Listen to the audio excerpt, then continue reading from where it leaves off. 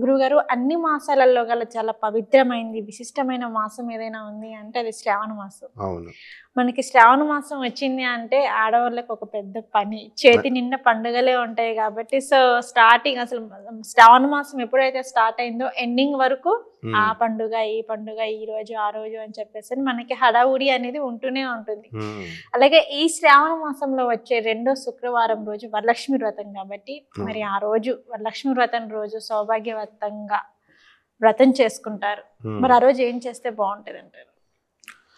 మనకి శ్రావణ మాసం అత్యంత శ్రీ మహావిష్ణువుకి ఇష్టమైన నెల. తర్వాత లక్ష్మీదేవి కోసం కేటాయించిన నెలది. అలాగే ఇప్పుడు కార్తీక మాసము అని ఎందుకంటామంటే రవి ఈ యొక్క కార్తీక మాసానికి మృగశిర నక్షత్రంలోకి వస్తే ఒక మాసం అని, ఒక పండగని. అలాగే శ్రవణ నక్షత్రంలోకి వస్తాడనమాట. అందుకని మనము ఈ నెలని రవిగ్రహం సంచారం చేస్తూ ఆ రవిగ్రహము ఆ నక్షత్రంలోకి వచ్చినప్పుడు దాన్ని బట్టి మాసం పెడతాం. కొన్నిటికి చంద్రుడిని బట్టి పెడతాం అట్లా. అందుకని మార్గశీర్ష నక్షత్రంలోకి వచ్చినప్పుడు మార్గశీర్ష మాసం అని అలా చెప్తాం. కృత్తికా నక్షత్రంలోకి వచ్చినప్పుడు కార్తీక మాసం అని చెప్తాం. శ్రవణ నక్షత్రంలోకి వచ్చినప్పుడు శ్రావణ మాసం అని అంటాం. ఈ శ్రవణ నక్షత్రంలో ఇప్పుడు మనకి శ్రావణ మాసంలో చంద్రబలం చాలా ఎక్కువగా ఉంటుంది. అందుకే మనసంతా ఉల్లాసంగా ఉంటుంది అందరికీ కూడా. తర్వాత నెక్స్ట్ ఇది మహాలక్ష్మి క్రియాశక్తికి సంబంధించింది. మహాలక్ష్మి తల్లి అంటే ఏంటి? క్రియాశక్తి అంటే వర్క్ చేస్తాం ఎక్కువ. సో అందరూ యాక్టివ్గా ఉంటారు, అందరూ ఎక్కువ హార్డ్ వర్క్ చేస్తారు. ఈ యొక్క శ్రావణ మాసంలో శివుడికి ఇష్టమైన నెలగా, తర్వాత లక్ష్మీదేవి అంటే శ్రీ మహావిష్ణువుకి ఇష్టమైన నెలగా, మహాలక్ష్మికి ఇష్టమైన నెలగా డివైడ్ చేశారు. కార్తీక మాసం శివుడికి ఇష్టమైన నెలగా, అలాగే మార్గశీర్ష మాసం మహావిష్ణువుకి, ఆశ్వయుజ మాసము ఆదిశక్తి పార్వతీదేవికి, ఇట్లా మనం పెట్టుకున్నాం.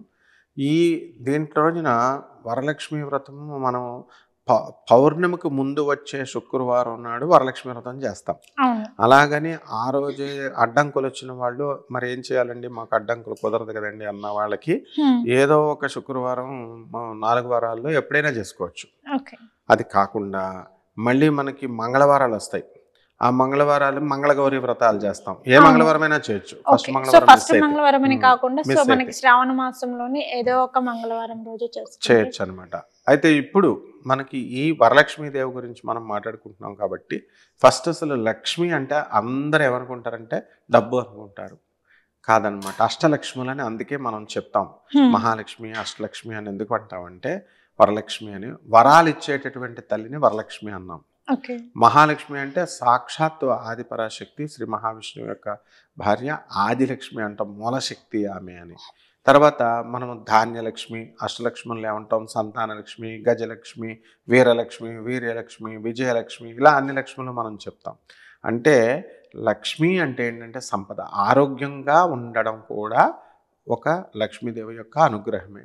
తర్వాత ధనం కావాలా, అది రైతులకి ధాన్యం కావాలి. మనకు తినడానికి తిండి లేకపోతే ఏం చేస్తాం మనం? ఎంత డబ్బు ఉన్నా ఏమన్నా రైతు పండించాలి కదా, ధాన్యలక్ష్మి. ఆ విధంగా సంతానం ఉండాల, అందువలన పున్నామ నరకం నుంచి రక్షించాలి కాబట్టి సంతాన లక్ష్మిగా ఆమె మనకు వచ్చింది.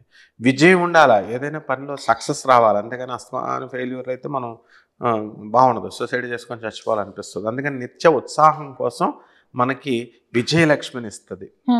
ఆదిలక్ష్మి మూలశక్తి, ఇలా అన్నీ ఉండాలన్నమాట. ధైర్యం కావాలి మనిషికి బతకాలంటే. ఒక సమస్య వస్తే బాబాయ్ని సూసైడ్ చేసుకుంటే సరిపోదు, ధైర్యలక్ష్మి. అలా వీరలక్ష్మి, ఇలా అన్నీ కలిపితే షాడ్గుణ్య ఐశ్వర్యాలను ప్రసాదించేదాన్ని మహాలక్ష్మి అన్నారు. భగవతి అన్నారు అమ్మవారిని. ఈమె శుక్రాచార్యుడికి సపోర్ట్ చేస్తుంది మహాలక్ష్మి, ఎందుకంటే వాళ్ళ అన్నయ్య భృగు మహర్షి సంతానం, భార్గవి అంటాం ఆమెని.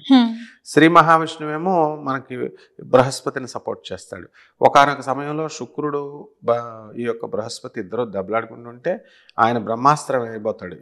ఎవరు గొప్ప అని తేల్చుకోబోతుంటే బృహస్పతి బ్రహ్మాస్త్రం వేస్తుంటే ఈయన శుక్రాచార్యుల వారు ఆయన దగ్గర ఉన్న మహేశ్వరాస్త్రాన్ని వేస్తాడు. ఈ రెండు వేస్తే మొత్తం ప్రపంచం నాశనం ఆశీస్సులు అవుతుంది కాబట్టి లక్ష్మీనారాయణలు ఇద్దరు అప్పుడు ఎవరో భక్తులు సత్యనారాయణ స్వామి వ్రతం చేసుకుంటే అక్కడ ఉండిపోతారు. ఇది అయిపోయిన ఏంటి వీళ్ళిద్దరు కలిసి దెబ్బలాడుకొని లోకాన్ని నాశనం చేసేలా ఉన్నారని అక్కడ ప్రసాదం ఇచ్చేసిన వెంటనే ఇక్కడికి వచ్చేస్తారు ప్రసాదం తీసుకొని లక్ష్మీనారాయణలు.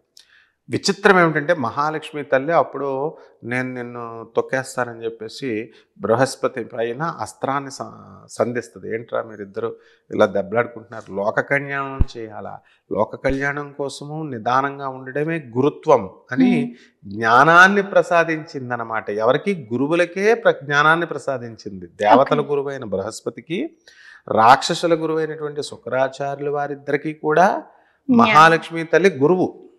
వాళ్ళిద్దరికి కొట్టుకోకండి నాయన, మీరు లోక కళ్యాణం చేయాలా, కమండలం పట్టుకోండి, అస్త్రాలు కాదని చెప్పి జ్ఞానం ఇస్తే ఆమె మాటల వల్ల వాళ్ళిద్దరూ ఋషులయ్యారు. దేవతలకు అంటే బృహస్పతికి దేవతల గురుత్వాన్ని ప్రసాదించింది మహాలక్ష్మి తల్లి.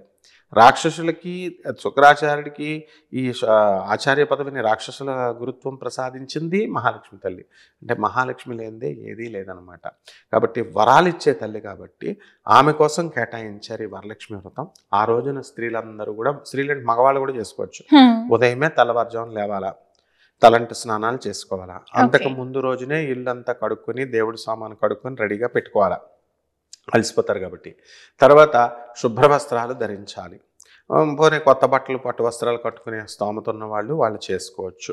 చేసుకున్న తర్వాత ఏం చేయాలి, మామూలుగా ముగ్గులు అవి కంపల్సరీ వేయాలి. బయట కల్లాపులన్నీ జల్లేసి ఆవు పేడ ఉంటే ఉపయోగిస్తే ఇంకా మంచిది.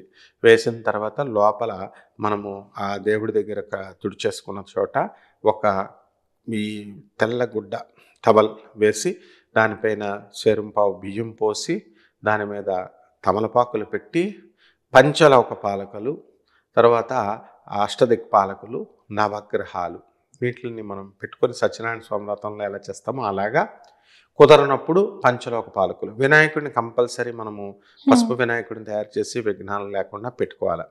పెట్టుకున్న తర్వాత కలశానికి దారం కట్టేసి చుట్టేసి మొత్తం ఇంకొక దారాన్ని మనం పసుపు కొమ్మకు పెట్టి అమ్మవారి కలశానికి కట్టేయాలి. పసుపు రాసేయాలి, కుంకుమ బొట్లు పెట్టాలి. ఎండిపోయినటువంటి కొబ్బరి కాయని కానీ లేదా మామూలు కొబ్బరి కాయని రెండు నడుస్తాయి, అవి తీసుకొని దానిపైన పెట్టి కలసం కింద ఎర్రని జాకెట్ గుడ్డ కానీ ఆకుపచ్చ రంగు కానీ ఇది కలసం కింద పెట్టి అమ్మవారికి పసుపు బొట్లు అవన్నీ రాసి అమ్మవారికి ఇది పెడతాం. తర్వాత దాంట్లో మామిడాకులు కానీ తమలపాకులు కానీ ఇవి మనం కలసానికి వాడతామన్నమాట. అక్కడ అలంకారాలలో ఆ రోజున చక్కగా అరటి డొక్కలు చెట్లు అమ్ముతారు బయట అంతా. మారేడు వాడతాం. మారేడు ఎవరు? మహాలక్ష్మి తల్లే. అందువల్ల మారేడాకు కూడా వాడతాం మహాలక్ష్మి తల్లికి. తర్వాత ఈ యొక్క పంచ పల్లవాలు అంటాం, జువ్వి, రావి, మర్రి ఆకులు, నేరేడు, మారేడు ఇవన్నీ కూడా. పుష్పాలు అమ్మవారికి ఇష్టమైనటువంటి సుగంధ పుష్పాలు, కదంబ పుష్పాలు చాలా ఇష్టం అమ్మవారికి. కదంబ వనవాసిని అంటాం, లలిత అమ్మవారు అంటే ఈవిడే. నెక్స్ట్ అమ్మవారికి తామర పువ్వు దొరకని వాళ్ళు బాధపడతారు. 100 రూపాయలు అమ్ముతారు ఆ రోజు పైన. కాబట్టి దొరకలేదని బాధపడకూడదు. కలవ పువ్వులు కానీ, బుట్ట కలవలు కానీ, లేదా తామర పుష్పాలు, లేనప్పుడు మామూలు పుష్పాలు. ఆ సీజన్లో దొరికేటటువంటి పుష్పాలను ఏదైనా సరే అమ్మవారికి సమర్పించవచ్చు. అమ్మవారికి చక్కగా దండలు కట్టి ఫోటో పెట్టి అమ్మవారికి లక్ష్మీనారాయణది కానీ మహాలక్ష్మిది కానీ పెట్టి ఈ అమ్మవారికి ముందుగా ఏం చేయాలా, మనం ఆవాహనం చేయాలా. లక్ష్మీం క్షీరసముద్ర రాజదనయాం శ్రీరంగధామేశ్వరీం దాసీభూత సమస్త దేవవనితాం లోకైక దీపాంకురాం శ్రీమన్మంద కటాక్షలబ్ధవద్ బ్రహ్మేంద్ర గంగాధరాం త్వాం త్రైలోక్య కుటుంబినీం సరసిజాం వందే మహాలక్ష్మికి చెప్తాం. వందే ముకుంద ప్రియాం అంటే ఆ ముకుందుడికి ఇష్టమైనటువంటి ఓ తల్లి. ఎవరి చేత సేవలు అందుకుంటుంది ఈమె? పార్వతీ యొక్క సేవ, శివుడి యొక్క సరస్వతి యొక్క సేవ, బ్రహ్మ విష్ణు మహేశ్వరులు ముగ్గురు ఈమెను కీర్తిస్తూ ఉంటారు, వింజామర్లు వేస్తూ ఉంటారు. ఆ మహాలక్ష్మి తల్లి క్రియాశక్తి, ఆదిశక్తి, ఆది లక్ష్మి. కాబట్టి ఆ విధంగా ఆమెని ధ్యానించాల.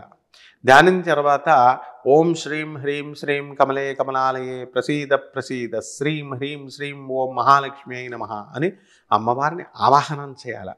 పీట మీద అమ్మవారిని కూర్చోపెట్టి కలశానికి ఆవాహనం చేసి అందులో ఆయాంతు శ్రీ మహాలక్ష్మీం దేవీం పాస్మహే అని చెప్పేసి ఆ మహాలక్ష్మి తల్లిని కలశంలోకి ఆహ్వానం చేస్తాం.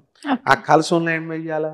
నీళ్లు వేసి పసుపు, కొద్ది కుంకుమ, అక్షతలు ఇవన్నీ వేసేసి, లేకపోతే బియ్యం వేస్తాం, వేసి అమ్మవారిని అందులో ఆహ్వానం చేస్తాం.